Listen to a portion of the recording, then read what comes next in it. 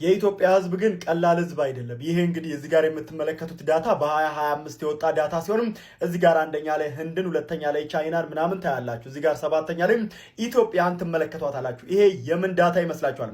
በ2025 በዓለም ላይ የተወለዱ ህፃናት ዝርዝር ሲሆንም ኢትዮጵያ ውስጥ 4.1 ሚሊዮን ህፃናትም በ2025 ማለትም በአንድ ዓመት ውስጥ ብቻ ተወልዷል።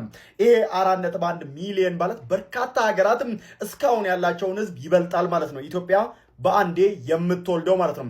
ህንድ እንግዲህ በአንደኛ ደረጃ አለች። እንግዲህ 23 ሚሊዮን ነው።